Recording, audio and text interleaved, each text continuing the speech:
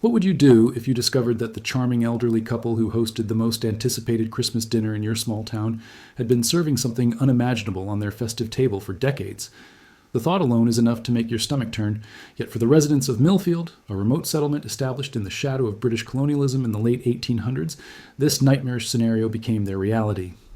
The warm glow of holiday candles and the enticing aroma of roasted meat that once brought comfort now haunt the collective memory of a community, forever changed by what was unearthed in the winter of 1967.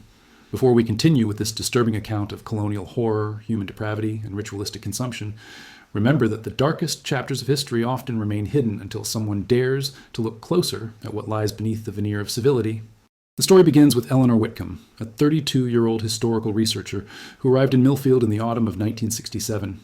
The small town, nestled between rolling hills and dense forests, had remained largely unchanged since its founding as a colonial outpost nearly a century earlier.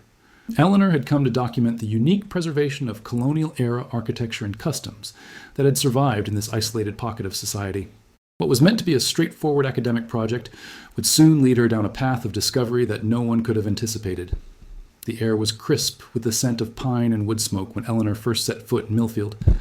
The town square featured a small monument commemorating its founding in 1872 by British explorer and missionary Alexander Hadley and his companions. Eleanor noted how the residents still maintained many colonial traditions, from their manner of dress to their formal speech patterns.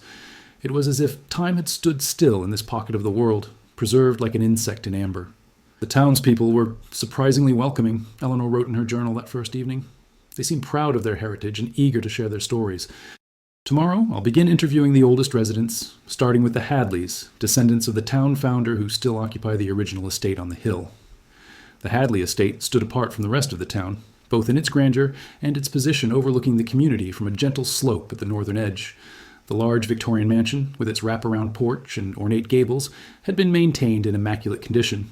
As Eleanor approached, she noticed the carefully manicured gardens and the stone path leading to the front door, where a brass knocker in the shape of a lion's head gleamed in the autumn sunlight. Margaret and Thomas Hadley, both in their 70s, greeted Eleanor with a warmth that seemed to contradict the imposing nature of their home. Margaret, with her silver hair pulled back in a tight bun and her high-collared dress, embodied the image of colonial propriety.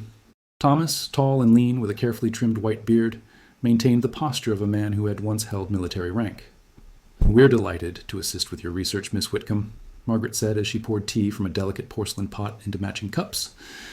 "The history of Millfield is our history, after all. The Hadley name has been synonymous with this town since its very beginning." Over the course of several hours, the elderly couple shared stories of the town's founding. They spoke of Alexander Hadley with reverence, describing him as a visionary who had established not just a settlement, but a particular way of life. They showed Eleanor family photographs, documents, and heirlooms that had been carefully preserved through the generations. "And this," Thomas said, retrieving a leather-bound book from a glass-fronted cabinet, "is Alexander's original journal, his account of the founding of Millfield and the early years of the settlement." Eleanor could barely contain her excitement as Thomas placed the journal in her hands. The leather was cracked with age, the pages yellowed and fragile. This was precisely the kind of primary source that historians dreamed of discovering. "May I?" she asked, and when Thomas nodded, she carefully opened the journal to its first page. The elegant handwriting detailed Alexander Hadley's departure from England in 1871 and his journey to establish a new outpost that would bring civilization and proper British values to this remote region. The early entries were typical of colonial accounts, filled with descriptions of the landscape, encounters with local indigenous tribes, and the challenges of establishing a permanent settlement. "You're welcome to take it with you to study," Margaret offered, much to Eleanor's surprise. "We trust you'll handle it with care. It's important that the true history of Millfield be properly documented." That night, in the small room she had rented above the town's only inn, Eleanor pored over Alexander Hadley's journal by lamplight. The first half contained what she had expected, detailed accounts of building construction, crop planting, and the establishment of governance structures typical of British colonial settlements. But as she turned to entries from the winter of 1872, the tone of the writing changed subtly. December 18th, 1872. "The winter has proven more severe than anticipated. Our supplies dwindle daily, and the hunting parties return with less game each time. The native guides abandoned us at the first snowfall, perhaps knowing what was to come. Morale among the settlers falters. I fear for our survival if conditions do not improve." December 24th, 1872. "A decision has been made. Robertson and I ventured into the forest today to implement our solution. The others need not know the full truth of what sustains them. only that we will feast tomorrow, and strength will return to our company." Eleanor's brow furrowed as she read these cryptic entries. What had Alexander Hadley and this Robertson done? What solution had they implemented? The journal continued with similar vague references throughout that winter, mentioning a special provision that had saved the settlement from starvation and a sacred pact that had been formed. By spring, the entries returned to more mundane matters, but with occasional references to a necessary ritual that was performed each winter. Eleanor found herself both disturbed and intrigued by these passages. There was clearly more to the founding of Millfield than the sanitized version the Hadleys had shared with her. The next morning, Eleanor decided to visit the town's small historical society, housed in what had once been the first schoolhouse. The curator, a middle-aged man named Frederick Mills, seemed surprised by her specific questions about the first winter. "The winter of sacrifice, some of the old-timers still call it," he said hesitantly, "though we don't speak much of it. There was terrible hardship, yes. The supplies didn't last, and many of the original party died. The journal mentions a solution that Alexander Hadley and someone named Robertson implemented," Eleanor pressed. "Do you know what that might have been?" Frederick's face paled slightly. "I'm afraid I don't know the details. Those pages of our history are incomplete, but you might speak with Edith Turner. She's 93 now, the oldest person in town and the granddaughter of William Robertson, who was Alexander Hadley's closest companion. Edith Turner lived in a small cottage at the edge of town. Unlike the Hadleys, she did not seem pleased to see Eleanor. The elderly woman's rheumy eyes narrowed with suspicion as Eleanor explained her research and mentioned Alexander Hadley's journal. "So you've read it, have you?" Edith said, her voice a dry whisper. "And now you want to know what isn't written there? Why stir up old troubles, girl? Some things are best left buried." "I'm only interested in historical accuracy," Eleanor assured her. "The journal mentions your grandfather and a solution they found during that first difficult winter." Edith was silent for a long moment, rocking slowly in her chair. Finally, she sighed. "They told us it was deer meat. For years, that's what everyone believed. That Alexander and my grandfather were exceptional hunters who managed to keep the settlement fed through that terrible winter." "But it wasn't deer," Eleanor prompted, when Edith fell silent again. "My grandfather confessed on his deathbed. Not to the whole town, mind you. Just to my father, who years later told me." Edith's gnarled hands trembled slightly. "There was a native village about a day's journey from here. Smaller tribe, not many of them. Alexander had tried to convert them when we first arrived, but they wanted nothing to do with his god." Eleanor felt a chill that had nothing to do with the autumn air. "What happened to them?" "Alexander and my grandfather led a party of men. They waited until night, and they took them. Not all at once, a few at a time throughout that winter. Brought them back to the settlement's underground storage cellars." Edith's voice had dropped to barely above a whisper. "Told everyone it was deer meat, but it wasn't." The implication hung in the air between them, too horrible to put into words directly. Eleanor struggled to maintain her professional composure as the full meaning of what Edith was saying sank in. "Are you saying the original settlers of Millfield cannibalized the indigenous people to survive?" Edith nodded slowly. "That first Christmas feast, when everyone was starving and hope was nearly lost, Alexander and my grandfather presented a roasted haunch that they claimed was from a large buck. Everyone ate, everyone survived, and no one questioned where the meat came from for the rest of that winter." "But surely once spring came and food was more plentiful, they stopped?" Eleanor asked, desperately hoping for some redemption in this horrific tale. "That's what should have happened," Edith said, her eyes suddenly sharp with an emotion Eleanor couldn't quite identify. "But Alexander had developed a taste for it, you see. He claimed he'd had a divine revelation during that winter, that consuming the flesh of the savages had not only saved their bodies, but had imparted strength and longevity to their souls." Eleanor felt sick. "And people believed this?" "Not everyone. Some left when the weather permitted. But those who stayed, Alexander formed what he called the colonial tribe, a secret society within the settlement that continued the practice every winter, particularly at Christmas, as a remembrance of their salvation and a renewal of their strength." Edith's voice had taken on a strange, almost reverent tone that disturbed Eleanor even more than her words. "But that can't have continued for long," Eleanor protested. "Surely the authorities would have—" "Millfield was isolated, especially in those days," Edith interrupted. "And Alexander was careful. The raids on indigenous villages were conducted far from here, in areas where disappearances would be blamed on harsh winters or tribal conflicts. Later, when the indigenous populations dwindled, travelers would go missing on the roads leading to town. Strangers with no connections, no one to ask questions about their disappearance." Eleanor struggled to process what she was hearing. Could this possibly be true? Had the founding of Millfield really been built on such unspeakable horror? And more disturbing still, was Edith suggesting that these practices had continued beyond those early years? "Mrs. Turner, are you saying that this Colonial tribe continued these practices after the initial period of hardship? Edith turned to look out her window, where the Hadley mansion was visible on the hill in the distance. The Christmas dinner at the Hadley estate is the most anticipated event in Millfield. Has been for generations. Only certain families are invited, you understand?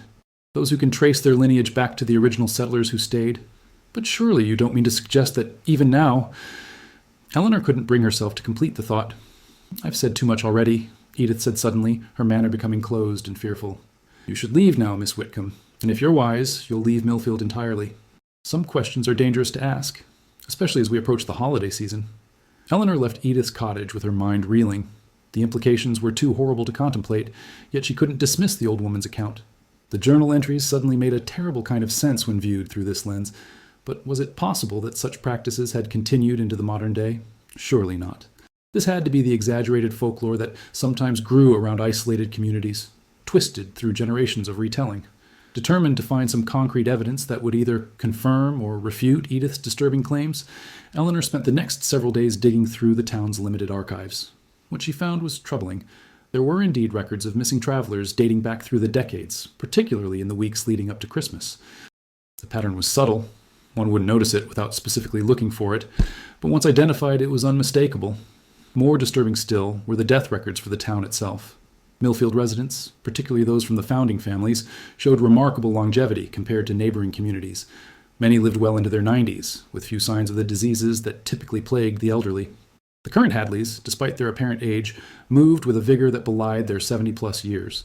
As her research deepened, Eleanor began to notice changes in how the townspeople treated her.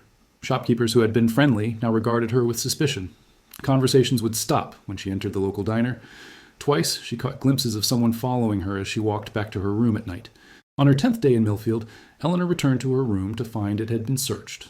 Nothing was missing, but her notes had been disturbed, and Alexander Hadley's journal was now open to the entry from December 24th, 1872. It seemed someone wanted her to know that they were aware of what she had discovered. That evening, there was a knock at her door. Eleanor opened it cautiously to find Margaret Hadley standing in the hallway, a serene smile on her face that somehow failed to reach her eyes. Miss Whitcomb, Thomas and I would be delighted if you would join us for dinner tomorrow evening. We're having a small gathering of friends to begin the Christmas season, and we'd love for you to attend. It would give you a wonderful opportunity to meet more of the founding families for your research. Every instinct told Eleanor to refuse, but she realized this might be her only chance to gather more information about the town's dark secret. That's very kind of you, Mrs. Hadley. I'd be honored to attend. Wonderful. 7 o'clock, then. Dress is formal. Margaret's smile widened slightly. We so look forward to having you. After Margaret left, Eleanor sat on the edge of her bed, heart racing. She knew she was potentially placing herself in danger, but she couldn't walk away from the story now. If even a fraction of what Edith had told her was true, the history of Millfield needed to be exposed. She decided to take precautions.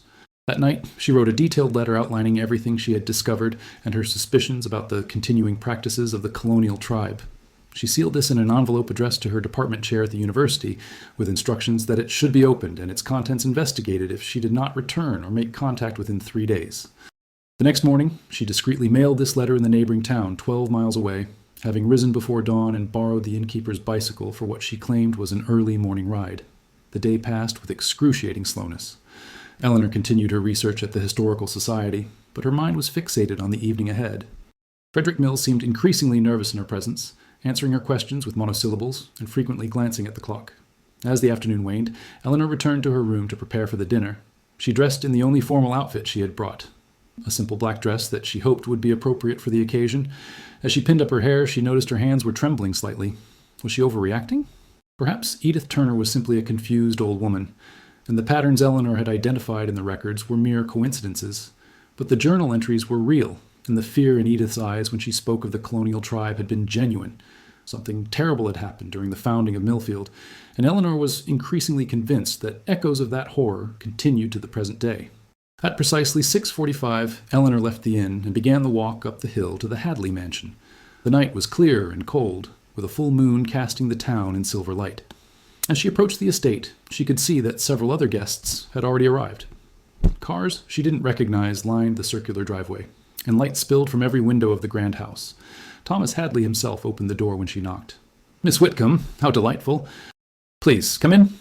He took her coat and led her through the entrance hall into a large drawing room where about 20 people were gathered, all dressed in formal attire.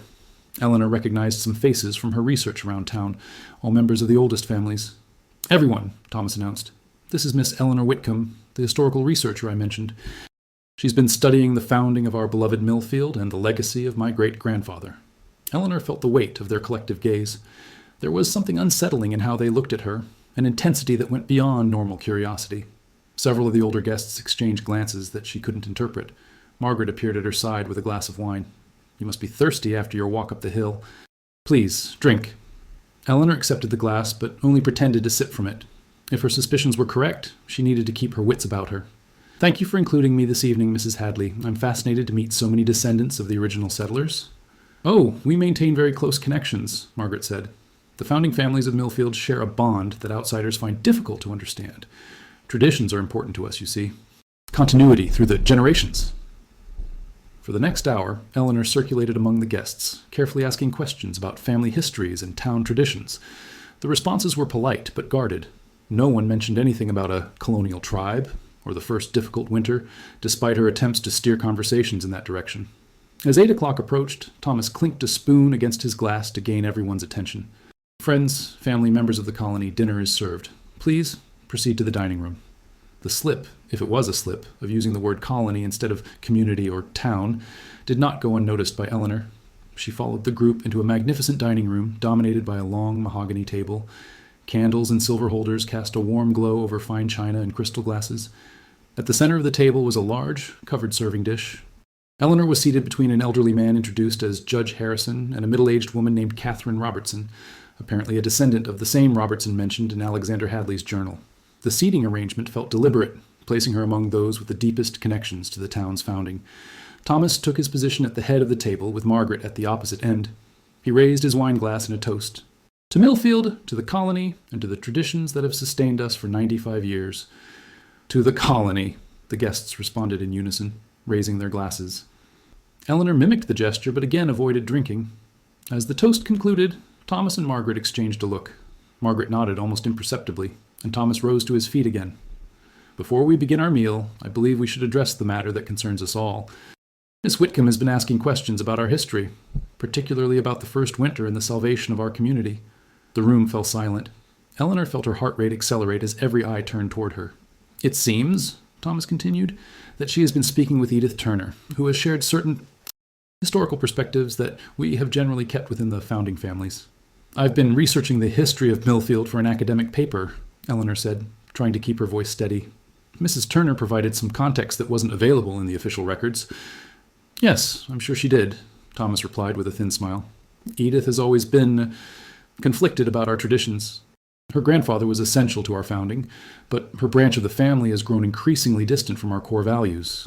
Margaret spoke from the other end of the table. "The question before us is what to do with this knowledge now that it has been shared with an outsider. Miss Whitcomb, what exactly do you intend to do with the information Edith provided?" Eleanor chose her words carefully. "As a historian, my obligation is to document the past accurately. If there were unusual circumstances surrounding the founding of Millfield, that becomes part of the historical record." "Unusual circumstances," repeated Judge Harrison beside her, his voice carrying a note of amusement. "That's a rather delicate way of putting it, wouldn't you say?" "What Edith told you," Thomas said, his tone hardening, "if taken at face value, would paint our ancestors as monsters. But you lack the proper context, Miss Whitcomb. What happened during that first winter was indeed a matter of survival. But what followed was a matter of revelation." Catherine Robertson leaned toward Eleanor. "My ancestor discovered, alongside Alexander Hadley, that there are benefits, profound, life-altering benefits, to consuming certain substances. The indigenous people knew this. Their shamanic traditions included ritual consumption of enemies to absorb their strength. Alexander simply recognized the scientific truth behind their primitive understanding." Eleanor felt a wave of revulsion. They weren't denying it. They were justifying it. "Are you suggesting that cannibalism has scientific benefits?" "Look around this table, Miss Whitcomb," Thomas said, gesturing to the assembled guests. "What do you see? Judge Harrison is 92 years old and still presides in court 3 days a week. Dr. Whitaker, across from you, is 87 and performed surgery just yesterday. My wife and I are in our 70s, but have the health and vigor of people decades younger. The colonial tribe," Margaret added, "is not merely a social organization. It is a fellowship of those who understand that certain sacrifices are necessary for extraordinary benefits. One feast, once a year, has sustained our health and extended our lives beyond what medicine can explain." Eleanor glanced toward the door, calculating her chances of escape. They were discussing their cannibalistic practices openly now, which suggested they had no intention of letting her leave with this knowledge. "And tonight?" she asked, her mouth dry with fear. "Is tonight the annual feast?" Thomas smiled. "No, Miss Whitcomb. The Christmas dinner is our sacred tradition. Tonight is merely a taste, a preliminary assessment of a potential addition to our community." With a flourish, he removed the cover from the central serving dish. Eleanor had expected to see something grotesque, something obviously human, but what lay on the platter was a perfectly normal-looking roast, garnished with herbs and surrounded by roasted vegetables. "You see," Margaret said, noting Eleanor's confusion, "we are not savages. We have refined the process over generations. Special preparation methods, specific cuts. To the uninitiated, it appears to be nothing more than a traditional Sunday roast." "And you expect me to participate?" Eleanor asked, fighting to keep her voice from trembling. "We hope you will," Thomas said. "We've been watching you since you arrived, Miss Whitcomb. Your intelligence, your dedication to uncovering the truth, your persistence, these are qualities we value. The colony can always use new blood, especially from outside our increasingly limited genetic pool. And if I refuse," the kindly expressions around the table hardened almost in unison, "then you would present us with a different kind of opportunity," Judge Harrison said beside her. "One that would still contribute to the welfare of our community, though not in the way we would prefer." Eleanor understood the threat perfectly. She was being offered a choice: join their cannibalistic cult or become the next meal. Her letter to her department chair suddenly seemed woefully inadequate protection. Thomas began carving the roast, placing a slice on Eleanor's plate first. "Before you decide, we ask only that you try.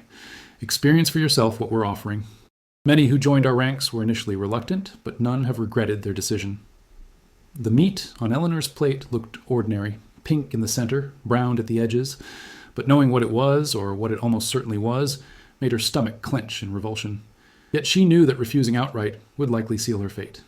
"What you're describing," she said, playing for time. "The longevity, the health benefits, it defies scientific understanding. How can you be certain it's the result of this practice, and not some other factor? Something genetic, perhaps, or environmental?" "A fair question," said Dr. Whitaker from across the table. "I had similar doubts when I was first inducted 40 years ago, but I've studied the effects extensively. Blood work, cellular analysis, comparative studies with control subjects from neighboring communities. The evidence is conclusive, if unpublishable for obvious reasons." As the doctor spoke, Eleanor noticed Catherine Robertson watching her with particular intensity. When their eyes met, Catherine gave her an almost imperceptible nod toward the door, then glanced at her watch. "The mechanism remains somewhat mysterious," Dr. Whitaker continued, "but the results are undeniable. Cellular regeneration rates that should be impossible, immune system function that exceeds any documented case in medical literature." Eleanor's mind raced. Was Catherine trying to communicate something to her? Was there a plan? A distraction coming? She needed to keep the conversation going. "And the subjects," Eleanor said, "how are they selected now? Surely not still from indigenous communities?" "We are very careful," Thomas assured her. "Transients, mostly. People passing through who won't be missed. Occasionally someone who asks too many questions in neighboring towns."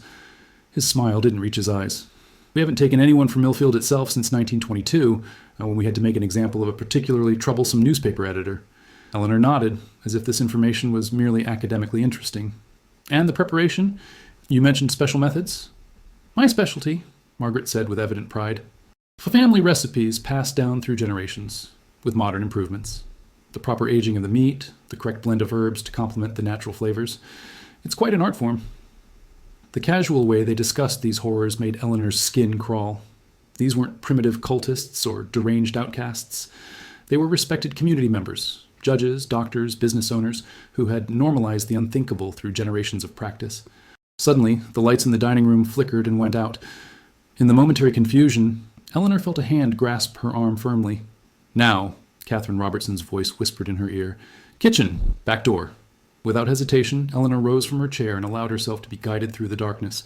Behind them, voices called for candles and flashlights. Catherine led her swiftly through a swinging door into the kitchen, then to a back entrance that opened onto a small garden.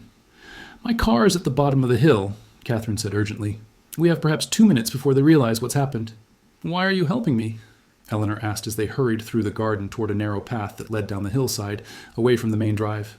"Because Edith Turner is my great-aunt, and I've never believed in the colony's practices," Catherine replied, her breath visible in the cold night air. "I've pretended for survival's sake, but I won't let them take another innocent life." They half ran, half slid down the steep path. the full moon providing just enough light to avoid the worst obstacles. Behind them, Eleanor could hear shouts as their absence was discovered. "They'll check the road first," Catherine said as they reached the bottom of the hill. "My car is hidden on the old logging track. We can make it to the county sheriff's office in 40 minutes if we hurry." Eleanor followed Catherine through a small copse of trees to where a nondescript sedan was parked on a dirt track. As they climbed in, headlights appeared on the main road below the Hadley mansion. "What about Edith?" Eleanor asked as Catherine started the engine. "Won't they suspect her involvement too?" "I moved her to a safe location this afternoon," Catherine said, carefully navigating the bumpy track without using headlights. "I've been planning this for years, waiting for the right opportunity. When you started asking questions and they invited you to dinner, I knew it was time."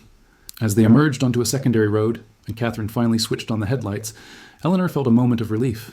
But she knew they weren't safe yet. "Will the sheriff believe us? This story is incredible." "The sheriff won't," Catherine admitted. "But his deputy might. Deputy Collins is from outside. Only been here 3 years. He's noticed things, asked questions. And I have evidence. Documents I've collected, photographs, recordings of colony meetings. Enough to warrant an investigation, at least." Eleanor stared out at the dark landscape rushing past. "How long has this been going on? Not just the cannibalism, but the resistance to it?" "There have always been those who objected," Catherine said. "Most left if they could. Some were silenced. A few, like my branch of the family, pretended compliance while looking for ways to end it. Edith's been keeping records for decades, waiting for someone from outside who would listen and help." They drove in tense silence for several minutes before Eleanor spoke again. "Even if we convince the authorities to investigate, will they find evidence? The colony has been covering their tracks for generations." "They've grown complacent," Catherine replied.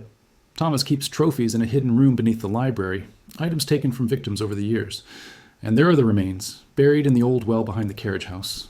They've used that disposal site since the beginning. Ground has never been disturbed." As they approached the county line, Eleanor saw headlights in the distance behind them, gaining rapidly. "I think they found us," she said, her heart racing. Catherine pressed the accelerator, but the old sedan was no match for the powerful SUV that was now clearly visible in the rearview mirror. "There's a folder under your seat," she said tersely. "If we don't make it, try to get that to someone outside Millfield." Eleanor retrieved the folder and clutched it tightly as the SUV drew closer. Inside were photographs, handwritten accounts, and what appeared to be copies of financial records showing payments to various officials over the years. The SUV was almost upon them when Catherine made a sudden turn onto an unmarked dirt road. "Shortcut to the highway," she explained as they bounced along the rough surface. "If we can reach it, we might have a chance." The pursuing vehicle momentarily overshot the turn, giving them a brief advantage.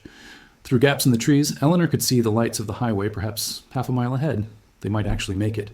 Then came the sound of a gunshot, and their rear windshield exploded inward. Catherine cried out, and the car swerved violently before she regained control. "Are you hit?" Eleanor asked frantically. "Just glass," Catherine gasped. "But they're gaining." Another shot rang out, and one of their tires blew. The car lurched, then spun, coming to rest half in a ditch. The SUV's headlights illuminated the interior as it pulled up behind them. "Run!" Catherine urged, pushing Eleanor toward the door. "The highway is just through those trees. I'll hold them off." "I can't leave you. Take the evidence. Make this count." Catherine reached into the glove compartment and removed a small revolver. "Go. Now." Eleanor clutched the folder to her chest and stumbled out of the car. Behind her, she heard car doors opening, voices shouting. Then Catherine's voice raised in defiance. As she ran toward the trees, a gunshot echoed through the night. Then another. She didn't look back. The folder tucked securely under her arm, Eleanor pushed through the underbrush toward the distant sound of traffic. Branches scratched at her face and arms, but fire drove her forward. The highway was so close now. If she could flag down a passing car, reach the next town. The sound of pursuit grew louder behind her.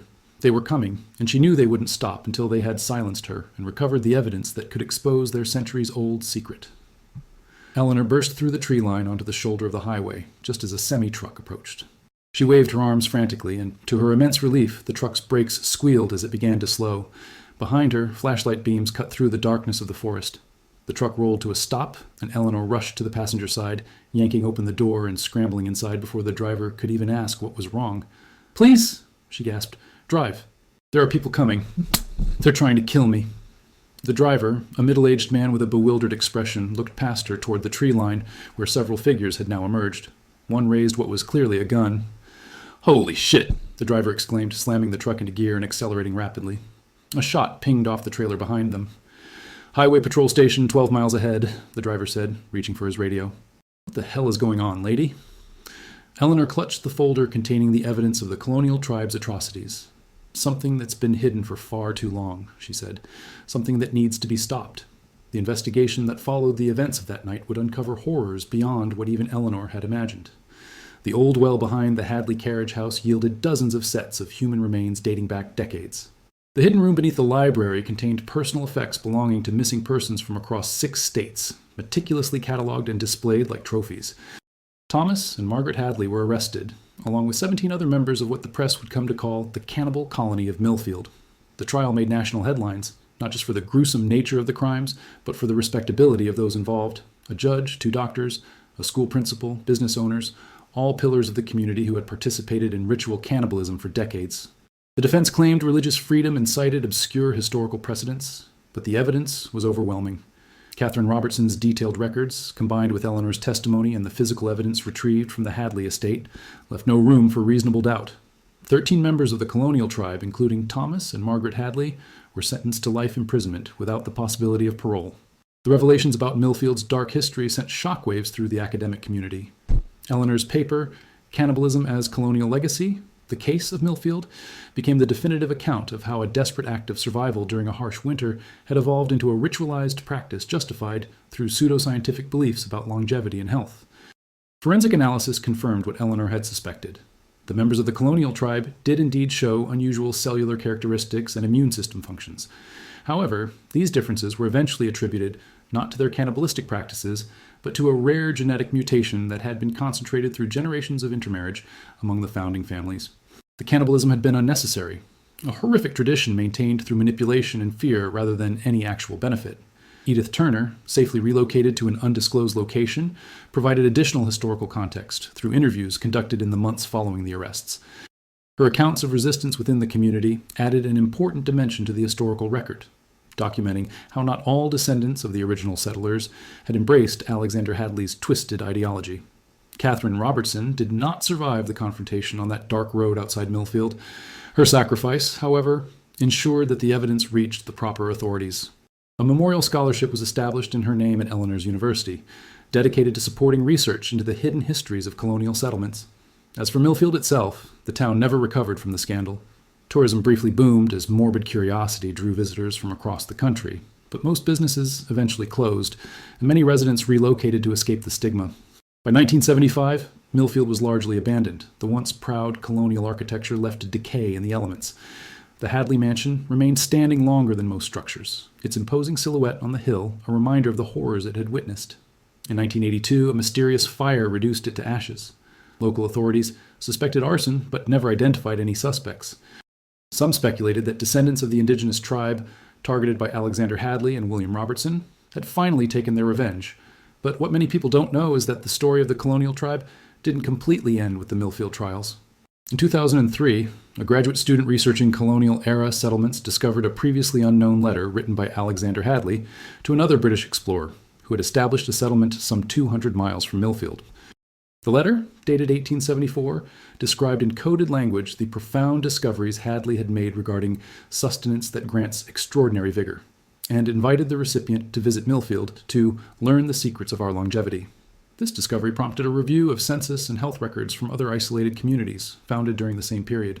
3 settlements within a 500-mile radius of Millfield showed similar patterns of unusual longevity among founding families, along with periodic disappearances of travelers and neighboring indigenous populations. One of these communities, Halesbury, still exists today. Like Millfield before its exposure, Halesbury remains remarkably isolated despite the modern era of interconnectivity.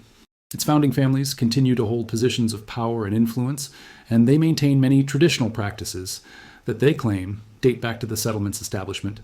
Most disturbing of all, Halesbury hosts an annual Christmas dinner at the ancestral home of its founding family, the Prestons. According to local folklore, invitation to this dinner is the highest honor that can be bestowed upon a visitor to the town. Yet, curiously, there are no accounts from outsiders who have attended this dinner and then left the community. In 2019, journalist Michael Collins began investigating these connections after stumbling across Eleanor Whitcomb's papers in a university archive. His research led him to Halesbury, where he took a room at the local inn under the pretense of writing a book about preserved colonial traditions in modern America. His initial communications with his editor were enthusiastic, describing the town as a perfect time capsule, with residents who seemed to have stepped out of another century. He noted the unusual health and vitality of the older residents and mentioned being approached by several members of the founding families who seemed interested in his work. 3 weeks into his stay, Collins sent a cryptic email to his editor. "I've been invited to the Preston dinner. If rumors are true, this could be the story of my career. We'll update after Christmas Eve." No further communications were received. When his editor attempted to contact him in the days following Christmas, the innkeeper reported that Collins had checked out on December 23rd, leaving no forwarding address. His rental car was found abandoned at a bus station in the nearest city, but security footage showed no sign of Collins himself. Local authorities conducted a cursory investigation, but concluded that Collins had simply chosen to move on to another assignment without informing his employers, despite his laptop and several personal items being found still in his room at the inn. The case remains officially open but inactive. What happened to Michael Collins? Did he stumble upon a surviving branch of the colonial tribe? Did he, like Eleanor Whitcomb before him, discover that the horrors of Millfield had not been fully eradicated but had merely relocated? The Preston family continues to host their annual Christmas dinner. Invitations remain highly selective, offered only to those who have shown particular interest in the town's history and traditions. The meal, according to those who have observed the preparations but never participated, centers around what the Prestons describe as traditional colonial game, prepared according to methods passed down through generations. Health officials have noted that Halesbury residents, particularly those from the oldest families, display longevity and vitality that exceed national averages by significant margins. When questioned, local Dr. Harrison Preston attributes this to clean living, traditional values, and recipes that have sustained our community since its founding. In the autumn of 2023, another researcher arrived in Halesbury. Emma Whitcomb, the great-niece of Eleanor, had grown up hearing stories of her great-aunt's experience in Millfield. When she discovered Michael Collins' unfinished investigation among her aunt's effects after Eleanor's passing, she felt compelled to continue where both had left off. Emma's approach was more cautious than her predecessors. Rather than asking direct questions about the town's history, she presented herself as a culinary historian, researching traditional Christmas feasts in colonial-era settlements. This angle gave her access to community kitchens and food preparation areas without raising immediate suspicion. What she discovered in her first weeks was subtle but disturbing. The Preston family maintained a private slaughterhouse on their property, despite having no visible livestock. Deliveries to this facility occurred only at night, and the vehicles bore no identifying markings. The waste disposal methods did not align with standard practices for animal remains. Through careful observation and strategic conversations, Emma learned of a hidden cellar beneath the Preston mansion, accessible only through a door concealed behind shelving in the main pantry. According to kitchen staff who had never entered but had heard rumors, this cellar contained special ingredients for the Christmas feast, preserved through methods dating back to the town's founding. Emma also noted regular disappearances from the homeless population in neighboring cities in the weeks leading up to December. Local authorities attributed these to the transient nature of homelessness, but the pattern matched precisely what Eleanor had documented regarding Millfield decades earlier. As Christmas approached, Emma's investigation grew increasingly dangerous. Twice, she noticed the same car following her when she left town to transmit her findings to a secure server. Her room showed signs of having been searched while she was out. The initially friendly Preston family became noticeably cooler toward her after she asked seemingly innocent questions about their special preservation methods. Then, just as in Millfield 56 years earlier, came an invitation. Hand-delivered by Elizabeth Preston herself, the elegant card requested the honor of Emma Whitcomb's presence at the annual Preston family Christmas Eve dinner. The invitation specifically mentioned that the event would feature traditional fare prepared according to methods established by our founder, Jonathan Preston, colleague and dear friend of Alexander Hadley. The mention of Alexander Hadley was no coincidence. It was a message. They knew who Emma was and why she had come to Halesbury. The invitation was both a challenge and a threat. Unlike her great-aunt, Emma had come prepared for this moment. Before accepting the invitation, she activated a satellite tracking device concealed in her watch and updated the secure server with her latest findings, including the full text of the invitation with its telling reference to Alexander Hadley. The protocols she had established before beginning her investigation were clear. If she did not check in within 12 hours of the dinner, a complete file of her research, along with Eleanor's original papers and Michael Collins' notes, would be automatically sent to federal authorities, major news outlets, and selected academic institutions. On the evening of December 24th, Emma dressed carefully for dinner, concealing a miniature recording device in her jewelry and a small canister of pepper spray in her clutch. The Preston mansion, like the Hadley estate before it, stood apart from the town, surrounded by carefully maintained grounds that hid it from casual observation. As she approached the front entrance, Emma noted security cameras disguised as decorative elements and what appeared to be a modern keypad lock, hidden behind an antique brass cover on the main door.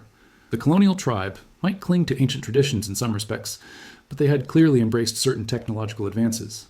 Elizabeth Preston greeted Emma personally, her smile not quite reaching her eyes. "Miss Whitcomb, how delightful. Please, come in." The other guests are already gathering in the drawing room. The interior of the mansion was a study in colonial revivalism, from the period furniture to the oil paintings of stern-faced ancestors on the walls. As Emma was led through to the drawing room, she caught glimpses of modern security equipment partially concealed behind these historical trappings. Approximately 20 people were already present, all dressed in formal attire that somehow managed to suggest earlier centuries while remaining contemporary. Emma recognized most of them as members of Halesbury's founding families, the Prestons, the Caldwells, the Harringtons, all of whom held positions of influence in the town. James Preston, the elderly patriarch of the family, approached Emma with an outstretched hand. Despite being well into his 90s, he moved with the vigor of a much younger man, his grip firm as he shook her hand. "Miss Whitcomb, we're so pleased you could join us. Your research into colonial culinary traditions has been most interesting." There was a knowing gleam in his eyes as he spoke. "I understand you have a particular interest in preservation methods?" "Yes," Emma replied, meeting his gaze steadily. "I'm fascinated by how techniques develop and spread between communities, especially in isolated settlements during the colonial period." "Indeed. Information sharing was crucial to survival in those harsh times." James Preston's smile thinned slightly. "Your great-aunt had similar interests, as I recall. Eleanor, wasn't it? She did some remarkable work on the Millfield settlement." The reference was unmistakable. They knew exactly who she was and why she had come. The question now was what they intended to do about it. "Yes, my great-aunt Eleanor," Emma acknowledged, seeing no point in denial. "Her work on Millfield was groundbreaking in many ways." A subtle tension filled the room as the other guests registered this exchange. Several exchanged glances, and Emma noticed a young man by the door discreetly touching what appeared to be a communication device in his ear. "Perhaps," James Preston said after a moment, "you would be interested in seeing our family archives before dinner. We have correspondence between my great-great-grandfather, Jonathan Preston, and Alexander Hadley that might add valuable context to your research." It was a test, Emma knew. To refuse would confirm their suspicions. To accept might place her in immediate danger away from the relative safety of the group. But the opportunity to see actual evidence of the connection between the Preston family and the colonial tribe of Millfield was too valuable to pass up. "I would be honored," she said. James Preston offered his arm with old-world courtesy. "Excellent. The archives are in my private study. Elizabeth, please inform the kitchen that Miss Whitcomb and I will join the party for dinner shortly." As they left the drawing room, Emma was acutely aware of the recording device capturing every word, every sound. Whatever happened next would be documented, for her own protection and for the historical record. The study was located in a wing of the house away from the main gathering spaces. Like the rest of the mansion, it presented a carefully curated image of colonial aesthetics overlaying modern functionality. Bookshelves lined the walls, but Emma noticed a state-of-the-art computer system partially concealed behind a hinged panel. James Preston closed the door behind them with a soft click that might have been a lock engaging. "Now, Miss Whitcomb, or should I say, Miss Whitcomb the Younger, let us dispense with pretenses." He moved to a bookshelf and removed a leather-bound volume. "You came to Halesbury because of your great-aunt's experience in Millfield. You believe our community carries on traditions similar to those she exposed, and you hope to achieve what the unfortunate Mr. Collins could not, documenting and exposing these traditions to the world." He opened the book, revealing it to be a hollowed-out hiding place containing a smaller, much older volume. "This is Jonathan Preston's original journal, including his correspondence with Alexander Hadley. It details the formation of what Hadley called the colonial tribe, and what we refer to simply as the Fellowship." Emma kept her expression neutral despite her racing heart. "So you admit that your community is connected to the cannibalistic cult of Millfield?" James Preston laughed, the sound incongruously warm and genuine. "My dear, nothing so crude. While it's true that our founders learned certain practices from Alexander Hadley, we have evolved far beyond what was exposed in Millfield." He handed her the journal. "Read for yourself. Page 47 contains Jonathan's assessment of Hadley's methods and his proposed refinements." With careful hands, Emma opened the fragile journal to the indicated page. The elegant script was faded but legible. "April 15th, 1874. Having observed Hadley's methods firsthand during my visit to Millfield, I find myself both intrigued by the results and disturbed by the crudeness of his approach. The consumption of flesh in its entirety is unnecessary and draws unwelcome attention. My background in chemistry suggests a more elegant solution: extraction of the essential elements that produce the remarkable effects he has documented. The natives themselves used only specific organs, believing them to contain the subject's spirit. Science may yet prove them partially correct, though not in the manner they imagined." The journal continued with detailed notes on extraction methods, preservation techniques, and dosage experiments. Jonathan Preston had apparently developed a process for creating a concentrated essence from specific human tissues, primarily the pituitary gland, pineal gland, and certain neural structures, that could be added to food or drink in minute quantities to produce the same effects that the Millfield colony achieved through direct cannibalism. "You see," James Preston said as Emma looked up from the journal, "we are not the monsters of Millfield. We are scientists, refining what began as a primitive survival tactic into something approaching modern medicine." "You're still killing people," Emma said flatly. "Refining the method doesn't change the fundamental crime."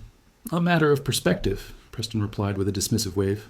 "The subjects we select would not be missed in any case. The terminally ill who volunteer in exchange for financial support for their families, the homeless who have fallen through society's cracks. We provide a dignified end and a purpose beyond the meaningless suffering that would otherwise await them." Emma felt sick at the casual way he justified murder. "And you expect me to believe they all consent? That Michael Collins consented?" A shadow crossed James Preston's face. "Mr. Collins was an unfortunate exception. He discovered too much, too quickly, and without the proper context. We had hoped he might understand, might even join us, but he proved unreceptive." "You killed him. We offered him a choice, as we are offering you." Preston closed the journal and returned it to its hiding place. "The fellowship has endured for nearly 150 years because we understand adaptation. Millfield failed because they clung to outdated methods and allowed arrogance to cloud their judgment." He turned back to Emma, his expression now deadly serious. "You have two options, Miss Whitcomb. Join us, contribute your considerable intellect to our work, benefit from our discoveries, and help us continue to refine our methods toward a future where no sacrifice is necessary at all, or become part of that refinement process yourself." Emma maintained her composure despite the clear threat. "And if I were to consider joining, what would that entail?" "Tonight, you would participate in our Christmas tradition, a meal enhanced with the essence prepared according to Jonathan Preston's formula. You would observe the effects firsthand over the coming months. Your research skills would be directed toward our goal of synthesizing the active compounds, eventually eliminating the need for human donors entirely." "And my great aunt's research?" "My own findings about Halesbury would remain private, of course. The world isn't ready to understand what we're doing here. The Millfield scandal set our work back decades." Preston checked his watch. "I need your decision now, Miss Whitcomb. Our guests are waiting, and dinner is about to be served."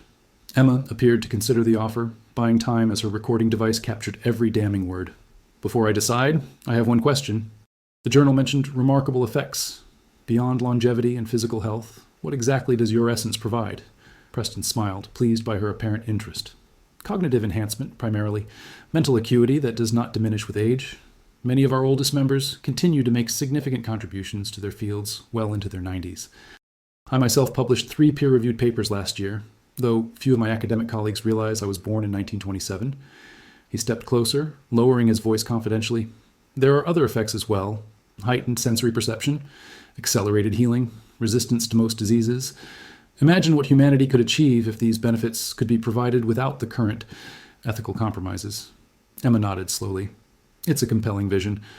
But I would need assurances of my safety while I consider this more fully." "Of course," Preston said, relaxing slightly. "We understand this is a significant decision. You would be welcome to remain in Halesbury under our protection while you evaluate the effects of the treatment firsthand. No irreversible commitments would be asked of you for at least 6 months." He moved toward the door. "Shall we join the others? The first course will include only a trace amount of the essence, enough for you to begin experiencing the benefits without fully committing to our path." As they walked back toward the dining room, Emma activated the emergency signal on her tracking device. The file she had prepared would now be sent regardless of whether she checked in later. She had what she needed, a recorded confession and the location of physical evidence in Preston's study. The dining room, like the one in the Hadley mansion 56 years earlier, was dominated by a long table set with fine china and crystal. The other guests were already seated, with 2 empty chairs remaining, one at the head of the table for James Preston and one halfway down the side that was clearly intended for Emma. As she took her seat, Emma noticed a small security camera disguised as part of a light fixture directly above the table. Unlike the Millfield colony, the Fellowship of Halesbury left nothing to chance and no detail unrecorded. James Preston took his place at the head of the table and raised his glass. "To the Fellowship, to our founder's vision, and to new beginnings." The gathered members responded in unison, "To the Fellowship." Emma raised her glass as well, but did not drink, as servers began bringing in the first course, a clear consommé that steamed gently in the elegant bowls. "The essence is added to the consommé," Preston said quietly to Emma. "Just a few drops, nearly undetectable in flavor, but quite potent in effect. You should begin to notice subtle changes within hours. Improved clarity of thought, enhanced sensory perception." Emma nodded, appearing to accept this information with interest rather than revulsion.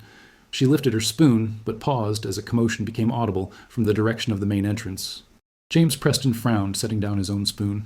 "Elizabeth, see what that is, please." Before Elizabeth could rise, the dining room doors burst open.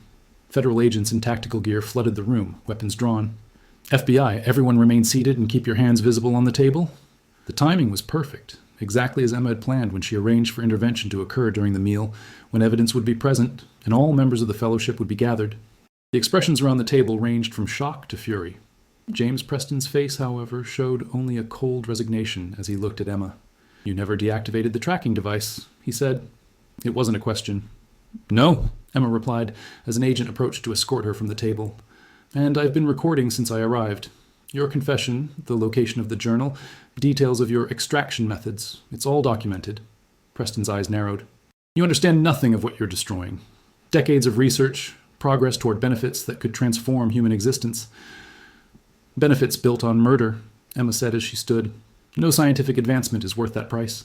The raid on the Preston estate yielded evidence beyond what even Emma had anticipated. Behind a false wall in the cellar, agents discovered a modern laboratory where the essence was prepared according to Jonathan Preston's refined methods. Refrigeration units contained preserved human tissue, primarily brain matter and endocrine glands, labeled with dates and subject identifiers. Most damning of all was a hidden room accessible only through the laboratory, containing personal effects belonging to dozens of individuals who had gone missing over the past 30 years, including Michael Collins' press credentials and notebook. Subsequent investigation revealed a network extending beyond Halesbury to other communities, founded by associates of Alexander Hadley and Jonathan Preston. The full extent of the fellowship's reach into academic, medical, and governmental institutions is still being determined as trials continue, and more members come forward with information in exchange for leniency. Emma Whitcomb's recorded evidence and her great-aunt's original research provided the historical context that connected the fellowship directly back to the colonial tribe of Millfield and its cannibalistic origins. The scientific analysis of the essence confirmed that it contained compounds derived from human neural tissue that could not have been obtained without causing death. But perhaps the most disturbing discovery was found in James Preston's private computer files, research indicating that the fellowship had been working toward synthesizing their essence for decades, with limited success. Their ultimate goal was not to eliminate the need for donors, as Preston had claimed to Emma, but to develop a method of mass production that would allow them to extend their influence globally through pharmaceutical distribution. As the trials of fellowship members made headlines around the world, forensic teams continued to uncover remains on the grounds of the Preston estate. Ground-penetrating radar revealed a mass gravesite behind the property, similar to the well discovered at the Hadley mansion decades earlier. The excavation of these graves is ongoing, with remains dating back to the earliest days of Halesbury's founding. Each set of remains shows the same distinctive pattern of tissue removal from the brain and endocrine system, confirming the continuity of the fellowship's practices from Jonathan Preston's time to the present day. But even as justice appears to be served, questions remain. Given the fellowship's extensive connections and the advanced age of many members who show no signs of the infirmity that should accompany their years, can we be certain all of their network has been exposed? How many other communities like Millfield and Halesbury might exist, their Christmas dinners presenting a veneer of colonial tradition while serving something unspeakable? And perhaps most troubling, the analysis of the essence did confirm certain remarkable properties that medical science cannot yet explain. Studies of tissue samples from fellowship members show cellular characteristics unlike anything previously documented, regenerative capabilities, telomere preservation, neural plasticity that should be impossible in individuals of advanced age. These findings have sparked debate within the scientific community. Some argue that research should continue under ethical oversight, seeking to replicate the beneficial effects without the horrific methods. Others maintain that knowledge gained through such profound moral transgression should be permanently abandoned. As for the remaining residents of Halesbury who were not directly implicated in the fellowship's crimes, they face an uncertain future. The town, like Millfield before it, will likely fade away, its name forever associated with the horrors that were hidden behind its quaint colonial facade. Emma Whitcomb continues her work, now focused on identifying other potential communities connected to the original colonial tribe. Her foundation, established with the proceeds from her book about the Halesbury case, provides resources for investigating missing persons cases in isolated rural areas, particularly those with unusual patterns of longevity among founding families. She remains convinced that the story is not yet complete, that somewhere, perhaps in some other seemingly charming historic town preparing for Christmas celebrations, descendants of Alexander Hadley's colonial tribe are continuing traditions that began in desperation, evolved through pseudoscience, and persist through a chilling combination of self-preservation and genuine belief in their own superiority. So, as the holiday season approaches and invitations arrive to dinner parties hosted by those whose hospitality seems just a bit too perfect, whose vigor belies their years, whose interest in your work seems just a bit too keen, perhaps consider politely declining. After all, you never know what might be on the menu or what price has been paid to prepare it. The story of the colonial tribe and its modern descendants serves as a stark reminder that the most insidious evils often hide in plain sight, wrapped in the trappings of tradition and justified through the cold rationality of those who believe their ends justify any means. The cannibal couple who served human flesh at Christmas may have been caught, but their legacy continues to cast a long shadow over isolated communities that maintain traditions whose origins have been carefully obscured by the passage of time. And somewhere, perhaps, another Christmas dinner is being planned, another special ingredient is being prepared, and another invitation is being written to someone who has asked one too many questions about local history.